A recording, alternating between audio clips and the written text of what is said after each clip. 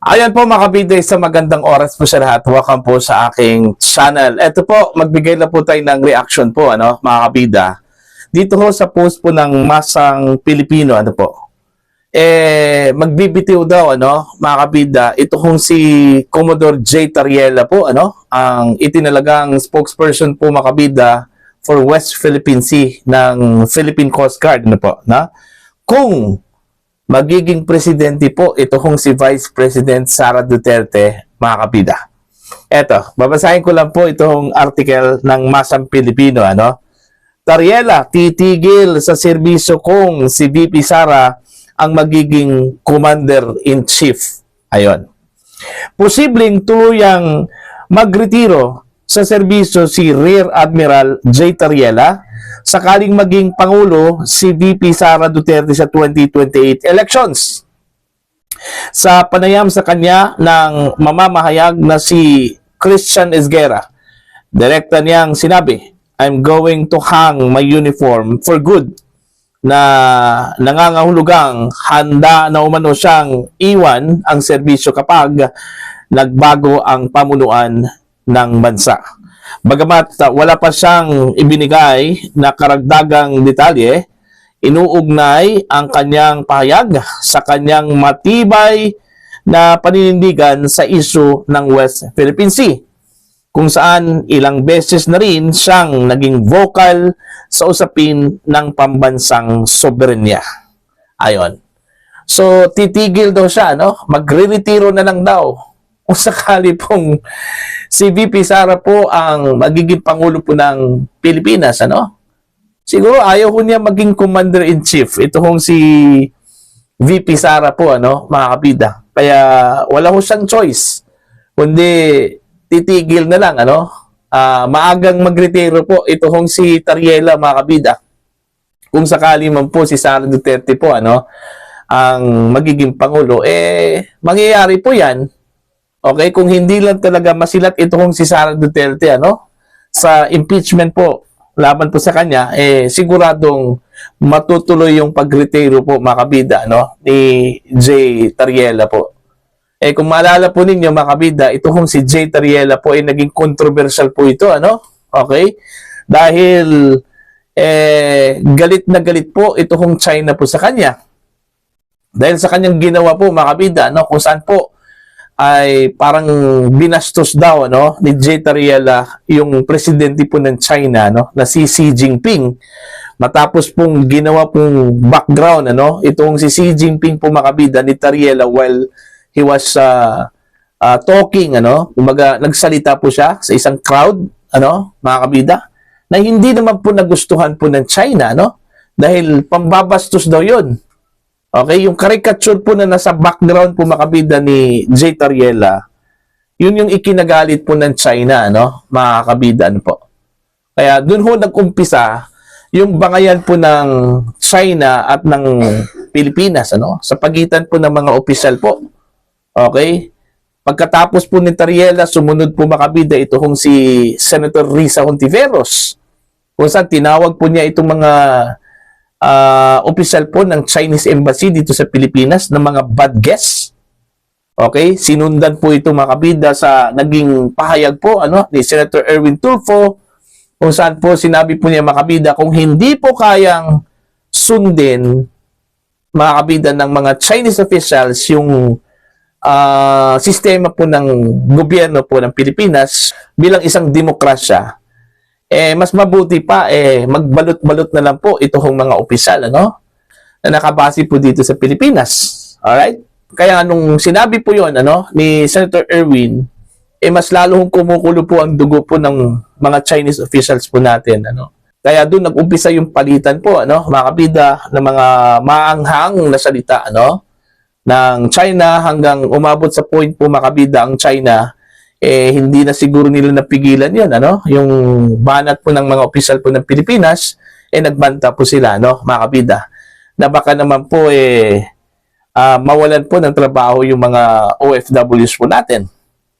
Okay? Doon ho sa China, mantakin nyo, nasa siguro 500,000, na baka mapektuhan po yung trabaho po ng mga OFWs po natin, sa tatlong teritoryo po ng China. Ito Hong Kong, Macau, at maging ito mainland China, no, mga kabida. Kung saan po ay tinatayang nasa 500,000 na mga OFWs po ang nagtatrabaho po doon, ano, mga kabida. Mantakin nyo yan. Kung mangyayari po yan, saan yan natin ilalagay yung mga OFWs po natin, ano. Buti na lang po, hindi po sumagot, ano, ito Pilipinas, ito mga opisyal po natin. Kasi, nangangamba din sila baka tutuhanin po ng China, ano, mga kabida, ang dami masakripisyo talaga, ano. Okay? We will be at the losing end kung sakali man po, kung back against the wall po, ito China, wala na pong choice, kundi yun yung gagawin po, ano. Tatanggalin yung mga Pilipinong nagtatrabaho po sa tatlong Chinese territory po, ano, mga kabida.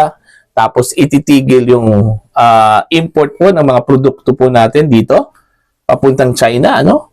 So ang kawawa po, mga kabida, yung mga Pilipino, yung mga negosyante na yung kanila mga produkto po ay dun po yung destination po, mga kabida, sa China, no, o di kaya sa Hong Kong or Macau. Alright? Alalahanin po natin, ang China po ay isa po sa pinakamalaking importer po, mga kabida, ng mga produkto po natin, ano. Sa totoo lang po, ano, mga kabida, ang dami benepisyo po, ano, na nakuha po ang Davao City sa China, ano po. Okay? Dahil maganda kasi yung relasyon po, ano, mga kabida. Kaya siguro hindi lang talaga nagkakaintindihan po itong mga opisyal po natin, ano, at ng mga opisyal po ng China. Ang problema kasi sa atin, mga kabida, ang dami tayong spokesperson. Okay? Unang-una, may spokesperson tayo sa Philippine Coast Guard. May spokesperson po tayo, ano, sa AFP, ano, maging sa DFA for West Philippine Sea. Okay? Tatlong spokesperson po natin, ano, for West Philippine Sea. Kaya nagkaka-letse-letse po yung mga statement po, ano, mga kabida. Kaya nga, iba't iba yung dating, ano. Kagaya na lang po, ano, dito kay Tariela. Yung ginawa po niyang background po si Xi Jinping po, ano, mga kabida, kung tutuusin po, unnecessary na po yun Alright? Kung gusto ko niyang bumanat po sa China, sa West Philippine Sea, sana hindi po niya isinama po, ano, ito si Xi Jinping. Kaya yun, tuloy, nagalit ito mga Chinese officials po, ano, mga kabida. Diba? Ito pa pong si Senator Tito Soto, yung sinabi po niya na baka naman po persona non grata po niya, no? Ito spokesperson po ng Chinese Embassy dito sa Pilipinas. Do you think nakakatulong yon? Hindi. Mas lalo naging mainit yung usapin po, ano? Yung bangayan po doon, ano, mga kabida. And do you think aatras po ang China? Kung yun yung pagbabanta po na gagawin po natin sa kanila, no? Wala mawawala po sa kanila, ano, mga kabida, kung tutuusin po. Okay? Kung magmatigasan po, Pilipinas at saka yung China, kawawa po tayo. Nasa losing end po tayo, actually. Okay? Wala mawawala sa China kasi malaking bansa po ang China, mga kabida. Alright? Kung ang concern po doon is baka wala silang makuha mga produkto dito sa Pilipinas, may ibang mga bansa na katulad sa atin, ano? Pwede silang kumuha po sa Vietnam, pwede silang kumuha sa Thailand, na halos magkapareho po yung klima po natin, ano, mga kabida. So yun, ano, balikan po natin ito si Jay Tariela, ano, mga kabida. Ang tanong ko lang po, bakit siya magre-retiro? Kung si Sara Duterte po ang magiging presidente, ano? Okay?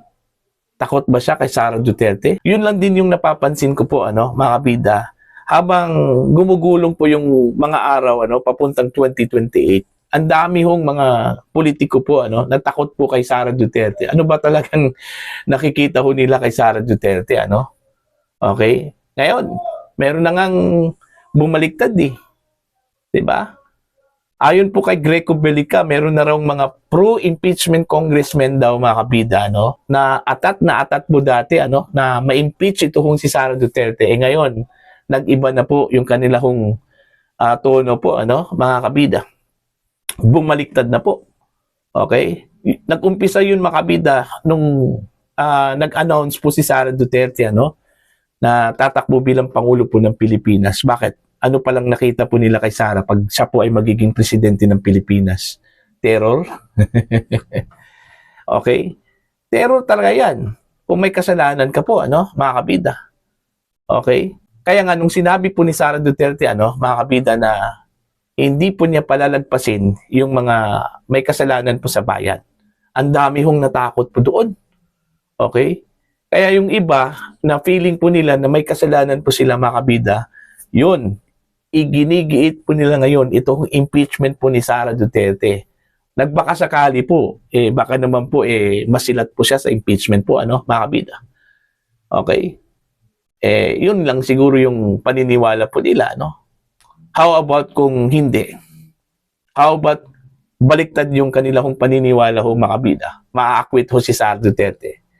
Mas lalo hong gugulo po yung buhay po nila, no? Mga kabida, ano po? 'Di ba? So, yun lang po, ano?